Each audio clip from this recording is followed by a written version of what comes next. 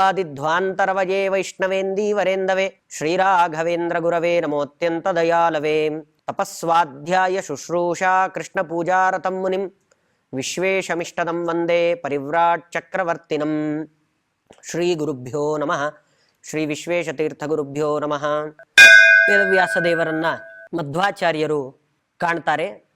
ಅವರನ್ನು ನೋಡಿದಾಗ ಆ ಎಲ್ಲ ಋಷಿಮುನಿಗಳ ಮಧ್ಯದಲ್ಲಿ ಕೂತ್ಕೊಂಡಿರ್ತಕ್ಕಂತಹ ವೇದವ್ಯಾಸ ದೇವರನ್ನ ನೋಡಿ ಮಧ್ವಾಚಾರ್ಯರ ಒಂದು ವೈಶಿಷ್ಟ್ಯ ಏನು ಅಂದರೆ, ಈಗ ಮಾತ್ರ ನೋಡ್ತಾ ಇರೋದಲ್ಲ ವೇದವ್ಯಾಸ ದೇವರನ್ನ, ನಿರಂತರವಾಗಿ ವೇದವ್ಯಾಸ ದೇವರನ್ನ ತಾವು ನೋಡ್ತಾನೇ ಇರ್ತಾರೆ ಅನ್ನುವ ವಿಷಯವನ್ನು ಕೂಡ ಸೂಚನೆ ಮಾಡ್ತಾರೆ.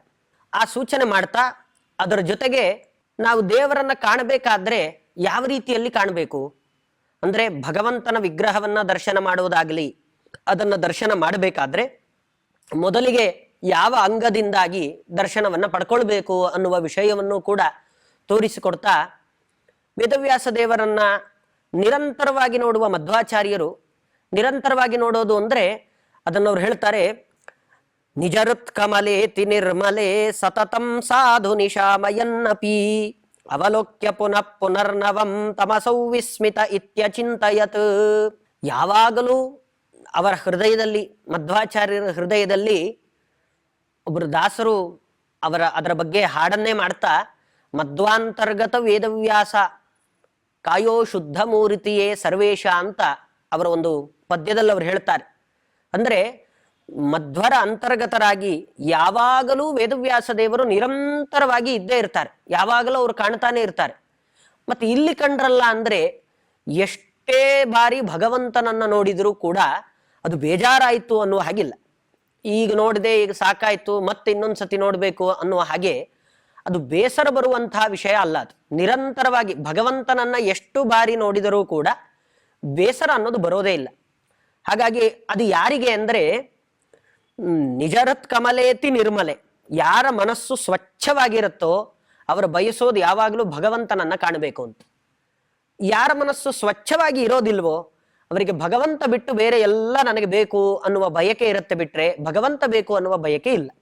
ಆದರೆ ಮಧ್ವಾಚಾರ್ಯರ ಮನಸ್ಸು ಅದು ಯಾವಾಗಲೂ ನಿರ್ಮಲ, ಅದರಲ್ಲಿ ಸ್ವಲ್ಪವೂ ಕೂಡ ಕಲ್ಮಶ ಅನ್ನೋದು ಒಂಚೂರು ಇಲ್ಲ. ಅದರಿಂದಾಗಿ ಯಾವಾಗಲೂ ಅವರ ಬಯಕೆ, ಅವರಿಗೆ ಯಾವಾಗಲೂ ಭಗವಂತ ಕಾಣ್ತಾನೆ ಇರ್ತಾನೆ, ಅವರು ಕೂಡ ಅದನ್ನೇ ಬಯಸ್ತಾರೆ, ಅದನ್ನು ಬಿಟ್ಟರೆ ಬೇರೆ ಯಾವುದನ್ನು ಕೂಡ ಬಯಸೋದಿಲ್ಲ ಅನ್ನುವ ಅಂಶವನ್ನು ಸೂಚನೆ ಮಾಡ್ತಾ, ಇವಾಗ ವೇದವ್ಯಾಸ ದೇವರನ್ನು ನೋಡಿದಾಗಲೂ, ಹೊಸದಾಗಿ ನೋಡಿದಾಗಲೇನೆ ಅವಲೋಕ್ಯ ಪುನಃ ಪುನರ್ ನವಂ ತಮಸೌ ವಿಸ್ಮಿತ ಇತ್ಯಚಿಂತಯತ್, ಈಗ ನೋಡಿದಾಗಲೂ ಹೊಸದಾಗಿ ಮತ್ತೆ ನೋಡಿದ ರೀತಿಯಲ್ಲೇ ನೋಡ್ತಿದ್ದಾರೆ, ಬಿಟ್ರೆ ಓ ಮೊದಲೇ ನೋಡಿದ್ದನಲ್ಲ ಮತ್ತೆ ಇವಾಗ ಯಾಕೆ ನೋಡ್ಬೇಕು, ಸಾಕಾಯ್ತು ಅನ್ನುವ ಭಾವ ಅದು ಮಧ್ವಾಚಾರ್ಯರಲ್ಲಿ ಯಾವತ್ತಿಗೂ ಕೂಡ ಬರಲಿಕ್ಕೆ ಸಾಧ್ಯವೇ ಇಲ್ಲ ಅನ್ನುವ ಒಂದು ಅಂಶವನ್ನ ಬಹಳ ಸ್ಪಷ್ಟವಾಗಿ ಹೇಳ್ತಾರೆ. ಅದನ್ನು ಹೇಳಿ ಆಮೇಲೆ, ಅಗಣಯ್ಯ ಗುಣಾರ್ಣವೋ ಮಲಸ್ಸಹಿ ನಾರಾಯಣ ಏಷ ಕೇವಲಂ ವಿಧಿನಾನುಸೃತಂ ಪರಾಶರಾತ್ ಸುಷುವೇ ಸತ್ಯವತಿ ಕಿಲಾತ್ರಯಂ. ಬ್ರಹ್ಮದೇವರ ಆದೇಶದಂತೆ ಬ್ರಹ್ಮದೇವರು ಪ್ರಾರ್ಥನೆ ಮಾಡಿಕೊಳ್ತಾರೆ ಭಗವಂತನನ್ನ.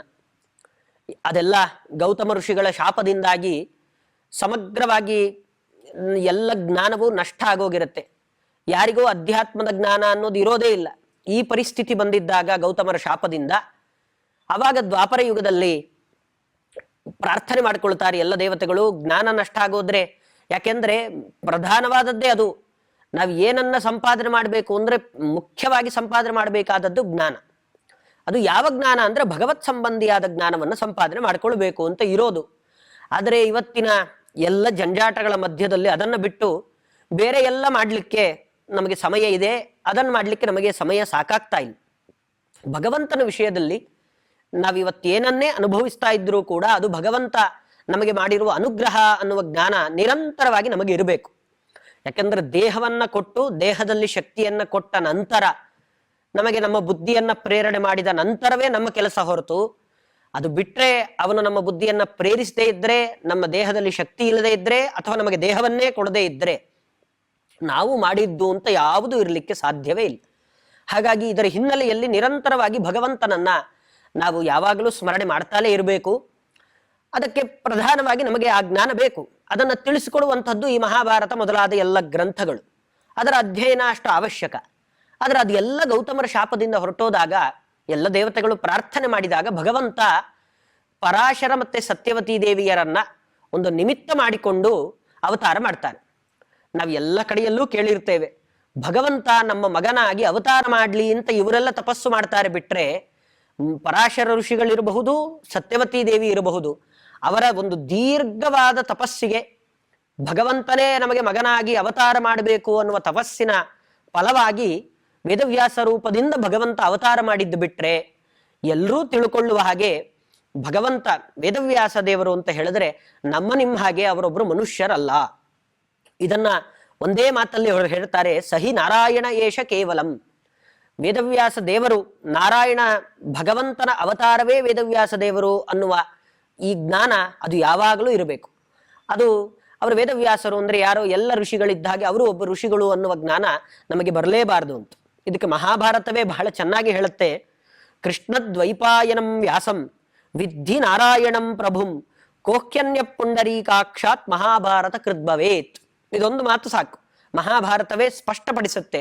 ಯಾಕೆಂದ್ರೆ ಇವತ್ತು ಮಹಾಭಾರತ ನಮ್ಮ ಇಡೀ ಭಾರತ ದೇಶದ ಒಂದು ದೊಡ್ಡ ಹೆಮ್ಮೆ ತರುವಂತಹ ಗ್ರಂಥ. ರಾಮಾಯಣ ಮಹಾಭಾರತಗಳು ಬಹಳ ಪ್ರಸಿದ್ಧವಾದ ಇತಿಹಾಸ ಗ್ರಂಥಗಳು ಅಂತ ನಮ್ಮ ಭಾರತದ ಶ್ರೇಷ್ಠ ಗ್ರಂಥಗಳು. ಅದರಲ್ಲಿ ಮಹಾಭಾರತದಲ್ಲೇ ಬರುವ ಹಾಗೆ ಮತ್ತೆ ಮಹಾಭಾರತವನ್ನ ರಚನೆ ಮಾಡಬೇಕಾಗಿದ್ರೆ ಸಾಕ್ಷಾತ್ ಭಗವಂತನನ್ನ ಬಿಟ್ರೆ ಮತ್ತಾರ ಕೈಯಲ್ಲೂ ಕೂಡ ಇದು ಸಾಧ್ಯವೇ ಇಲ್ಲ. ಯಾಕೆಂದ್ರೆ ಮಹಾಭಾರತದಲ್ಲಿ ಇಲ್ಲದೇ ಇರುವ ವಿಷಯ ಬೇರೆ ಎಲ್ಲೂ ಇರಲಿಕ್ಕೆ ಸಾಧ್ಯವೇ ಇಲ್ಲ. ಬೇರೆ ಎಲ್ಲಾ ಕಡೆಯಲ್ಲಿ ಇರುವ ವಿಷಯ ಅದು ಮಹಾಭಾರತದಲ್ಲಿ ನಮಗೆ ಸಿಕ್ಕೇ ಸಿಗತ್ತೆ. ಅದರ ಅಷ್ಟು ದೃಢವಾದ ಎಲ್ಲ ಮಾತುಗಳನ್ನು ಹೇಳುವ ಮಹಾಭಾರತ, ಎಲ್ಲರನ್ನೂ ತಲುಪುವಂತಹ ಮಹಾಭಾರತ, ಎಲ್ಲ ವಿಷಯಗಳನ್ನು ನಿರೂಪಣೆ ಮಾಡುವಂತಹ ಮಹಾಭಾರತ, ಅದನ್ನ ರಚನೆ ಮಾಡಬೇಕಾಗಿದ್ರೆ ಭಗವಂತ ಬಿಟ್ರೆ ಮತ್ತಾರ ಕೈಯಲ್ಲೂ ಸಾಧ್ಯ ಇಲ್ಲ. ಹಾಗಾಗಿ ಮಹಾಭಾರತವನ್ನ ರಚನೆ ಮಾಡಿದ್ದು ಯಾರು ಅಂದ್ರೆ ವೇದವ್ಯಾಸ ದೇವರು. ವೇದವ್ಯಾಸ ದೇವರು ಮಹಾಭಾರತವನ್ನ ರಚನೆ ಮಾಡಿದ್ದಾರೆ ಅಂದ್ರೆ ಏನರ್ಥ? ಸಾಕ್ಷಾತ್ ಭಗವಂತನೇ ವೇದವ್ಯಾಸ ರೂಪದಿಂದ ಅವತಾರ ಮಾಡಿದ್ದಾನೆ. ಬಿಟ್ರೆ ಕೆಲವೆಲ್ಲ ನಾವು ದೂರದರ್ಶನದಲ್ಲಿ ನೋಡುವ ಹಾಗೆ ಅಥವಾ ನಾವೆಲ್ಲ ಕೇಳಿದ ಹಾಗೆ ನಿಮ್ಮ ಹಾಗೆ ವೇದವ್ಯಾಸ ದೇವರು ಹುಟ್ಟಿದ್ದಲ್ಲ ಅನ್ನೋದು ಅಂಶಗಳು ಇನ್ನೂ ಅನೇಕ ಪ್ರಮಾಣಗಳಿಂದಾಗಿ ನಮಗೆ ಸ್ಪಷ್ಟ ಆಗತ್ತೆ. ಅದನ್ನೇ ಚಿಂತನೆ ಮಾಡ್ತಾರೆ. ಮಧ್ವಾಚಾರ್ಯರು ಕೂಡ ವೇದವ್ಯಾಸ ದೇವರನ್ನ ನೋಡಿದ ತಕ್ಷಣ ಚಿಂತನೆ ಮಾಡೋದೇ ಅಗಣೇಯ ಗುಣಾರ್ಣವೋಮಲಃ. ಬೇಕಾದಷ್ಟು ಗುಣಗಳ ಗಣಿ ಅದು ಭಗವಂತ. ಆ ವೇದವ್ಯಾಸ ದೇವರನ್ನ ನೋಡಿ ಈ ರೀತಿಯಲ್ಲಿ ಅವರಿಗೆ ಚಿಂತನೆ ಬರ್ತಿದೆ ಅಂತ ಹೇಳಿದ್ರೆ ಸಾಕ್ಷಾತ್ ನಾರಾಯಣನೇ ವೇದವ್ಯಾಸ ರೂಪದಿಂದ ಅವತಾರ ಮಾಡಿದ್ದಾನೆ. ಮಧ್ಯದಲ್ಲಿ ಇವರಿಬ್ಬರು ಒಂದು ನಿಮಿತ್ತ ಅಷ್ಟೇ, ಪರಾಶರರು ಸತ್ಯವತಿ ಇವರ ಮಗನಾಗಿ ಅಂತ ಒಂದು ನಿಮಿತ್ತ.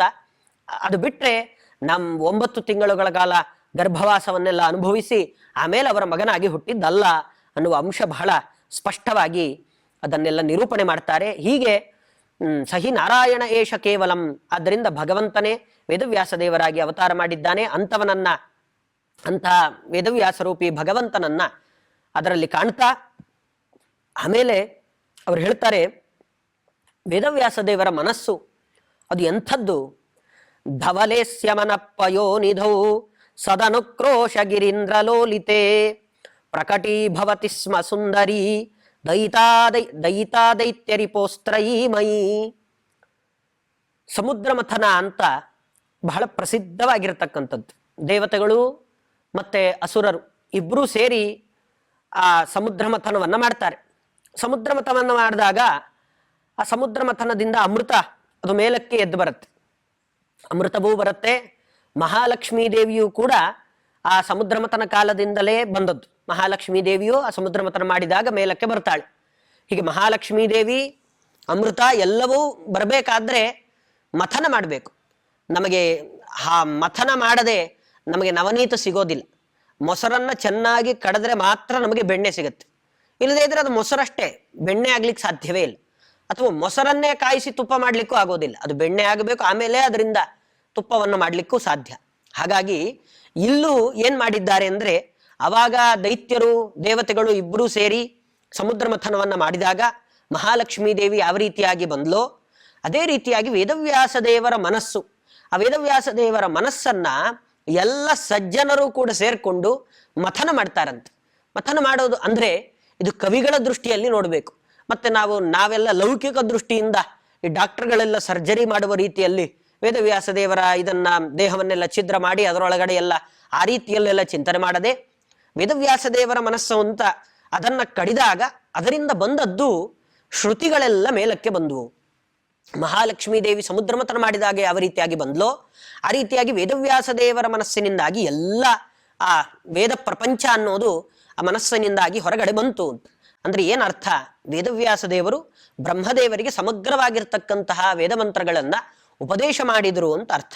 ಉಪದೇಶ ಮಾಡಿದ ಮೇಲೆ ಆ ಪರಂಪರೆಯಿಂದ ಇವತ್ತಿನ ತನಕವೂ ಕೂಡ ಎಲ್ಲರೂ ವೇದ ಮಂತ್ರಗಳನ್ನ ಅಧ್ಯಯನ ಮಾಡ್ತಾ ನಮ್ಮ ಜೀವನವನ್ನ ಸಾರ್ಥಕಗೊಳಿಸಿಕೊಳ್ಳಿಕ್ಕೆ ಅನುಕೂಲ ಆಯಿತು. ಆ ಅನುಕೂಲ ಆದದ್ದು ಹೇಗೆ? ಅದು ಮಥನ ಮಾಡಿದಾಗ, ವೇದವ್ಯಾಸ ದೇವರ ಮನಸ್ಸನ್ನ ಮಥನ ಮಾಡಿದಾಗ ಅದರಿಂದ ಬಂದ ಎಲ್ಲ ಶ್ರುತಿಗಳಿಂದ ಇವತ್ತು ಸಜ್ಜನರ ಉದ್ಧಾರ ಅನ್ನೋದಾಗಿದೆ. ಹಾಗೆ ಅದನ್ನ ಅವರು ದೃಷ್ಟಾಂತ ಕೊಟ್ಟು ಹೇಳ್ತಾರೆ. ಸಮುದ್ರ ಮಥನ ಮಾಡಿದಾಗ ಯಾವ ರೀತಿಯಾಗಿ ಮಹಾಲಕ್ಷ್ಮೀ ದೇವಿ ಬಂದ್ಲೋ ಆ ರೀತಿಯಾಗಿ ಆ ವೇದವ್ಯಾಸ ದೇವರ ಮನಸ್ಸನ್ನ ಮಥನ ಮಾಡಿದಾಗ ಎಲ್ಲ ಶ್ರುತಿಗಳು ಕೂಡ ಬಂದ್ವು ಅನ್ನುವ ವಿಷಯವನ್ನ ಹೇಳಿ, ಅಂಥದ್ದು ಅವರ ಮನಸ್ಸು. ಅಂದ್ರೆ ಯಾರನ್ನಾದ್ರೂ ಉದ್ಧಾರ ಮಾಡಬೇಕು ಅಂತಲೇ ಯಾವಾಗ್ಲೂ ಬಯಸ್ತಾರೆ ಹೊರತು ಮತ್ತೊಬ್ಬರಿಗೆ ತೊಂದರೆ ಕೊಡಬೇಕು ಅಂತ ಭಗವಂತ ಯಾವತ್ತೂ ಬಯಸೋದಿಲ್ಲ ಅನ್ನುವ ಅಂಶವನ್ನು ಕೂಡ ಇಲ್ಲಿ ತೋರಿಸ್ಕೊಡ್ತಿದ್ದಾರೆ. ಅದಕ್ಕೆ ಅಷ್ಟು ಸ್ವಚ್ಛವಾದ ಮನಸ್ಸು, ಸ್ವಚ್ಛವಾದ ಮನಸ್ಸನ್ನ ಕ್ಷೀರಸಾಗರವನ್ನ ಕಡಿಯೋದವರು. ಕ್ಷೀರಸಾಗರ ಅಂದ್ರೆ ಸಂಪೂರ್ಣವಾದ ಹಾಲಿನ ಸಮುದ್ರದನ್ನ ಮಥನ ಮಾಡಿದಾಗ ಹಾಲು ಎಷ್ಟು ಸ್ವಚ್ಛವಾಗಿರುತ್ತೆ, ಅದರಲ್ಲಿ ಯಾವುದೇ ದೋಷ ಇರೋದಿಲ್ಲ. ಆ ರೀತಿಯಲ್ಲೇ ಭಗವಂತನ ಮನಸ್ಸು ಕೂಡ ಬಹಳ ಸ್ವಚ್ಛ, ಯಾವ ದೋಷವೂ ಇಲ್ಲ. ಒಬ್ಬರಿಗೆ ಮಾತ್ರ ಅನುಗ್ರಹ ಮಾಡಬೇಕು, ಮತ್ತೊಬ್ಬರಿಗೆ ಹಾಳು ಮಾಡಬೇಕು, ಈ ತರದ ಒಬ್ಬರನ್ನ ಕಂಡ್ರೆ ಆಗತ್ತೆ ಒಬ್ಬರನ್ನ ಕಂಡ್ರೆ ಆಗೋದಿಲ್ಲ ಅನ್ನುವ ಯಾವುದೇ ರೀತಿಯಾದಂತಹ ಕಲ್ಮಶವೂ ಭಗವಂತನ ಮನಸ್ಸಿನಲ್ಲಿ ಎಳ್ಳಷ್ಟೂ ಇಲ್ಲ. ಅಂಥ ಸ್ವಚ್ಛವಾದ ಮನಸ್ಸು ಭಗವಂತನದ್ದು ಅಂತ ಅದನ್ನು ನಿರೂಪಣೆ ಮಾಡಿ, ಆಮೇಲೆ ಇತಯೇವ ಪುರಾಣ ಗೌರಗೌ ಸಮಹಾಭಾರತ ಪಾರಿಜಾತಕೆ ಸತಿಜಾತವತಿರ್ವ್ಯಜಾಯತ ಪ್ರವರಂ ಸೂತ್ರಗಣಾಮೃತಂ ಸ್ವಯಂ.